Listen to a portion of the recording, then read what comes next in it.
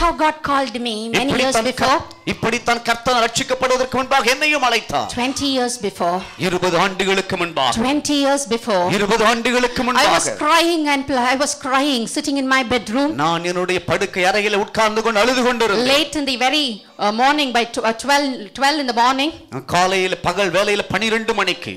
I was sitting and I was crying. நான் உட்கார்ந்து அழுது கொண்டிருந்தேன். I was in a big problem in my life. என்னுடைய வாழ்க்கையில் மிகப்பெரிய போராட்டத்தோடு இருந்தேன். Everything is going to be lost from my hands. எல்லாமே என்னுடைய கையை விட்டு இழந்து போகிறது போல இருந்தது. I'm going to lose my life. நான் என்னுடைய வாழ்க்கையை இழந்து போக போகிறேன். I was sitting and I was crying in the midnight. நான் நடு ராத்திரியில உட்கார்ந்து அழுது கொண்டிருந்தேன். And God called me by my name. தேவன் என் பெயரை சொல்லி அழைத்தார். God called me by my pet name. என்னுடைய நல்ல சொந்த பெயரை சொல்லி ஆண்டவர் அழைத்தார். He called me Nalini. அவர் சொன்னார், நளினி, you are mine. நீ என்னுடையவள். நீ என்னுடையவள் என்று சொன்னார். You are mine. நீ என்னுடையவள் என்று கூப்பிட்டார். He kept calling me, Nalini, you are mine. அவர் சொன்னார், நளினி, நீ என்னுடையவள்.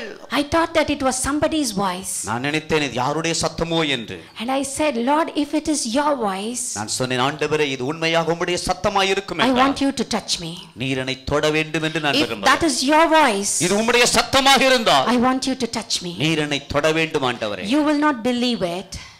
The moment I started pleading with the Lord, God came and touched me. நீங்கள் நம்ப மாட்டீர்கள், நான் ஆண்டவரை நோக்கி கேட்ட மாத்திரத்திலே தேவன் என்னை வந்து தொட்டார். He came and touched me on my shoulders. அவர் வந்து என் தோள்பட்டையை தொட்டார். When he touched my right shoulder, அவர் என்னுடைய வலது தோளை தொடும்போது the power ran into me.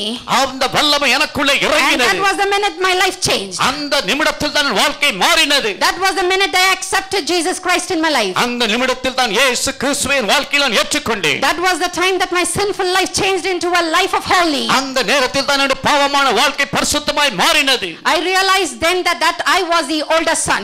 நான் நினைத்தேன் அப்பொழுது நான் மூத்த குமாரனைப் போல் இருக்கேன் என்று. I thought that yes, although I feel that I'm a holy or a honest person, but still God wants me to come to him. நான் நினைத்தேன் நான் தான் பரிசுத்தமாய் இருக்கிறேன், உண்மையாய் இருக்கிறேன் நினைத்தேன். ஆனால் கர்த்தர் இன்னும் நான் நெருங்கி வர வேண்டும் என்று விரும்பினார். And this father is pleading to the son. இந்த தகப்பன் தன் மகனுக்காக கெஞ்சுகிறான். The father in the garden of Eden was pleading and calling to Adam and Eve. Eden தோட்டத்திலே நம்மை படைத்த பிதாவாகிய தேவன் ஆதாமை ஏவாளை நோக்கி அவர் கெஞ்சுகிறார், தேடுகிறார். In the book of Revelation, the word says the spirit and the bride says, come. ஆவியும் மணவாட்டியும் வா என்று வெளிப்படுத்தின விசேஷத்திலே சொல்லுகிறது. வா. ஆவியும் மணவாட்டியும் வா என்பார்கள். Yes, the bride calls you, come. மணவாட்டி சொல்லுவாள் வா என்று. The spirit says, come. ஆவி சொல்லுகிறது வா என்று. And today the father pleads to you. இன்றைக்கு பிதாவானவர் உங்களை பார்த்து சொல்லுகிறார். Pleading to you, telling, come my dear daughter. உங்களை பார்த்து கெஞ்சி அழைக்கிறார், என் மகளே என்னிடத்திலே வா. Come dear son. ஓ என் பிரியமான குமாரனே என்னிடத்திலே வா என்று அழைக்கிறார். I am waiting for you. நான் உனக்காக காத்துக் கொண்டிருக்கிறேன். Men of this world, women of this world, இந்த உலகத்தின் மனிதர்கள், உலகத்தின் மனுஷிகள் may call you once, ஒருவேளை ஒரு முறை உங்களை கூப்பிடுவார்கள், may invite you twice, ஒருவேளை 2 முறை உங்களை அழைப்பார்கள், or may even invite you 3 times, அல்லது 3 முறை உங்களை அழைப்பார்கள். after which they will not invite you at all, call you at all. அதற்கு பின்பு உங்களை யாரும் உங்களை அழைக்க மாட்டார்கள், கூப்பிட மாட்டார்கள். If you are refusing to go to their house and they invite you, you don't go to their house for the first time, second time or third time. After the third time, no human being will invite you or call you. ஒரு முறை அழைத்து, 2 முறை அழைத்து, 3 முறை அழைத்து, 3 முறை நீங்கள் போகாமல் நீங்கள் மறுத்துவிட்டால் அதற்கு பின் ஒருவரும் உங்களை கூப்பிட மாட்டார்கள். But our Abba Father in heaven keeps pleading with you. ஆனால் பரலோகத்தில் இருக்கிற அப்பா பிதாவாக இருக்கிற அந்த தகப்பன் உங்களை பார்த்து கெஞ்சுகிறார். He is calling unto you. அவர் உங்களை பார்த்து கூப்பிடுகிறார். My beloved daughter, please come to me. என் பிரியமான மகளே என்னிடத்தில் வா. Keeps calling you again and again. Today the word of the Lord comes into your heart, brothers and sisters. தொடர்ந்து என் ஆண்டவர் உங்களை திரும்ப கூப்பிடுகிறார். கர்த்தருடைய வார்த்தை உனக்கு நேராய் வருகிறது மகளே. He keeps calling unto you. Come to me and accept me. என்னிடத்தில் வந்து என்னை ஏற்றுக்கொள் என்று தொடர்ந்து என் ஆண்டவர் உன்னை அழைக்கிறார். Isaiah chapter 40 verse 28 says, ஏசாயா 40 அதிகாரம் God keeps 20 calling. வசனம் சொல்லுகிறது God keeps calling. தேவன் தொடர்ந்து நம்மை அழைக்கிறார். And he never gets weary and tired. அவர் ஒருபோதும் நம்மை கூப்பிட்டு அவர் சோர்ந்து போகிறதில்லை. Till the breath in your nostrils is there, God will keep calling you. உங்களுடைய மூச்சு சுவாசம் இருக்கிற வரைக்கும் உங்களுடைய கடைசி நாள் வரைக்கும் தேவன் உங்களை கூப்பிட்டு கொண்டே இருப்பார். Maybe this is the first experience that you are going through inside this AC hall. ஒருவேளை இந்த ஏசி அறைக்குள்ள வருகிற முதல் அனுபவமாய் உங்களுக்கு இருக்கலாம். Maybe this is the first time that ever since that you had heard such a type of preaching telling God is calling you. ஒருவேளை தேவன் என்னை அழைக்கிறார் என்று சொல்லி இப்படிப்பட்ட பிரசங்கத்தை இதுவரைக்கும் கேட்காத முதல் முறையாய் இருக்கலாம். But I tell you, my dear brothers and sisters, அன்பு சகோதர சகோதரிகளே, உங்களுக்கு நான் சொல்லுகிறேன், even till the last part of your life, உங்களுடைய வாழ்க்கையின் கடைசி வரைக்கும், even till the 70 years or 80 years or 90 years that you are going to live in this world, ஒருவேளை இந்த உலகத்தில் 70 80 90 வயது வரைக்கும் நீங்கள் வாழ இருந்தாலும், if you are not accepting him, நீங்கள் ஆண்டவரை ஏற்றுக்கொள்ளாமல் இருந்தால், if you are not accepting this father in your life today, இந்த தகப்பனை உங்கள் வாழ்க்கையில் ஏற்றுக்கொள்ளாமல் இருந்தால், this father will keep pleading with you till the end of your life. இந்த தகப்பன் உங்களுடைய வாழ்க்கையினுடைய கடைசி நாள் வரைக்கும் உங்களை கெஞ்சுவார். Yes, he will be calling unto you. அவர் உங்களை நோக்கி கூப்பிடுவார். Maybe is this your first call for you? ஒருவேளை சிலருக்கு இது முதல் அழைப்பாய் இருக்கலாம். Is this the first altar call that God is giving unto you? ஒருவேளை முதல் முறையாக தேவன் உங்களை அழைக்கிற அழைப்பாய் இருக்கலாம். Is this the first plead that father is pleading unto his son? இந்த தகப்பன் எப்படி அந்த குமாரனை பார்த்து கெஞ்சினான் அதை போல இருக்கலாம். Today analyze where you are. இன்றைக்கு நீங்கள் எங்கே இருக்கிறீர்கள்? Today assess what you are. நீங்கள் எப்படி இருக்கிறீர்கள் அப்படியே உங்களை கூப்பிடுகிறார். Today open your hearts.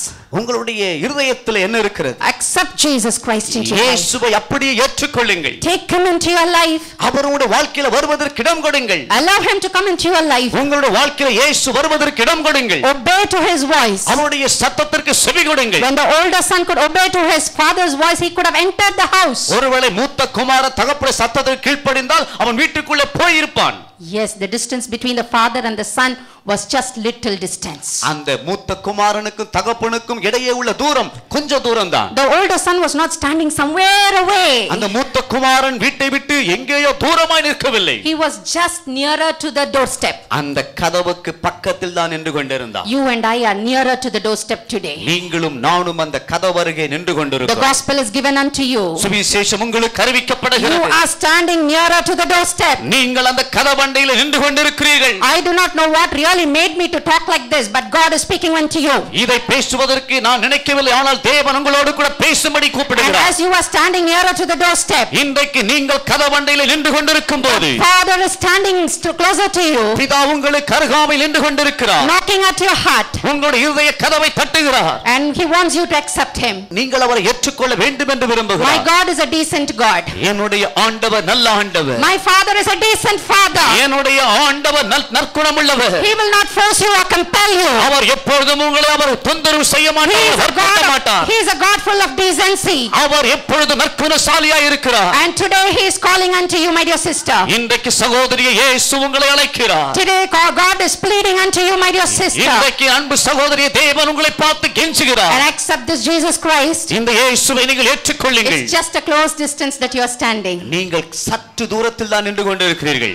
You love to come inside this AC hall on all the Saturdays. நீங்கள் எல்லா சனிக்கிழமையும் இந்த ஏசி ஹாலுக்குள்ள வர வேண்டும் என்று விரும்புகிறீர்கள். You love to come to this blessing meeting every Saturday. ஒவ்வொரு சனிக்கிழமையும் இந்த ஆசீர்வாத கூட்டத்திற்கு வர வேண்டும் என்று விரும்புகிறீர்கள். But you are coming only to receive a blessing. ஆனால் ஆசீர்வாதம் மட்டும் எனக்கு வேண்டும் என்று உள்ளே வருகிறீர்கள். I tell you, today you will receive a blessing. நான் உங்களுக்கு சொல்லுகிறேன், இன்றைக்கு உங்களுக்கு ஆசீர்வாதம் உண்டாகும். A blessing forever and ever.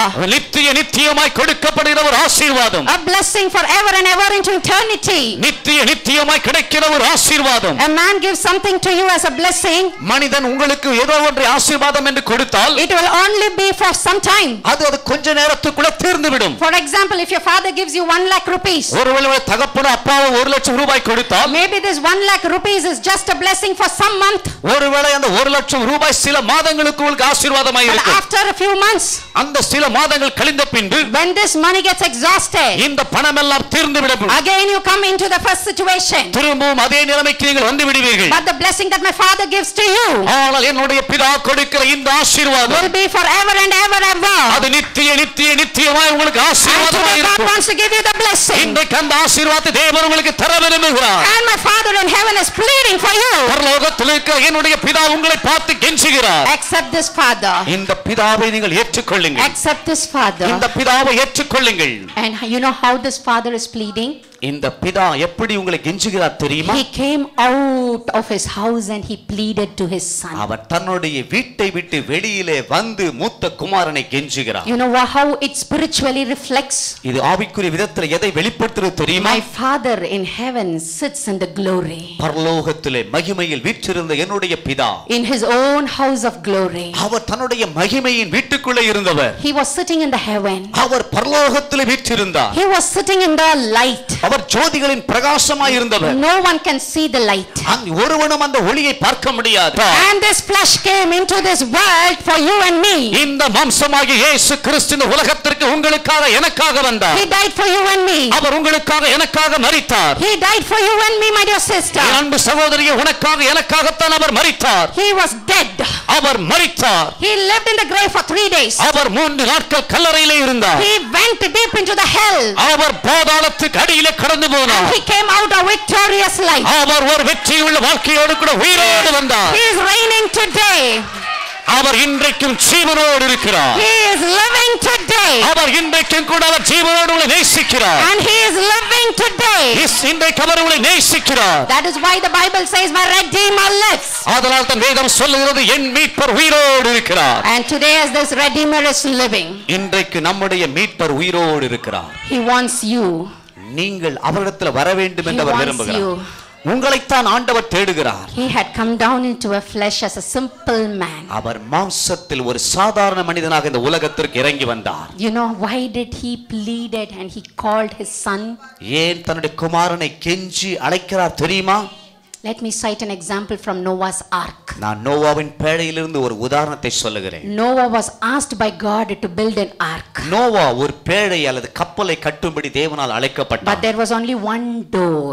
ஆனால் ஒரே ஒரு கதவு தான் அதிலே இருந்தது. There is only one gate. அதுல ஒரே ஒரு வழிதான் இருந்தது. There is only one door when God asked him to build an ark. அந்த மிகப்பெரிய பேழையை கட்ட சொல்லும்போது அதுல ஒரே ஒரு கதவை தான் ஆண்டவர் வைக்க சொன்னார். Yes, and all that God wanted was the people who lived in the world have to enter into the door. இந்த உலகத்தில் இருக்கிற அனைத்து மக்களும் அந்த ஒரு வழியாகத்தான் கடந்து போக வேண்டும் என்று ஆண்டவர் விரும்பினார். For the people to come inside. என் ஜனங்கள் வருவதற்கு.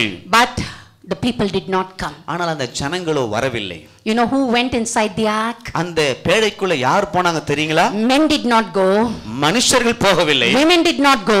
மனுஷிகள் போகவில்லை. But animals, birds obeyed him and went inside. ஆனால் மிருகங்களும் பறவைகளும் அதற்குள்ளே பிரவேசித்தது. Man did not obey. மனிதன் கீழ்ப்படியவில்லை. But animals and birds obeyed him. ஆனால் மிருகங்களும் பறவைகளும் ஆண்டவருக்கு கீழ்ப்படிந்தது. And whoever obeyed him entered into the door. தேவனுக்கு கீழ்ப்படிந்தவர்கள் மாத்திரமே அந்த வாசல் வழியை உட்பிரவேசித்தார்கள். There is only one door for you and I to enter into heaven. பரலோகத்திற்குள்ள பிரவேசிப்பதற்கு ஒரே ஒரு வழிதான் உண்டு. For the older son to enter into his father's house there was only one door. மூத்த குமாரன் தகப்பன் வீட்டிற்குள்ள போவதற்கு ஒரே ஒரு வாசல் தான் உண்டு. And only in front of the door the father was standing and pleading to his son. அந்த வாசலுக்கு முன்பாகத்தான் தகப்பனானவன் நின்று மகனிடத்தில் கெஞ்சுகிறார். And today God is pleading unto you. இன்றைக்கு ஆண்டவர் உங்களை பார்த்து கெஞ்சுகிறார். He is standing in front of the door of heaven and pleading unto you. பரலோகத்தின் வாசலில் நின்று உங்களை பார்த்து கெஞ்சுகிறார். There is no other way that you can go into eternity. பரலோகத்திற்கு நித்தியத்திற்கு போவதற்கு இந்த வாசலை தவிர வேற வழி இல்லை.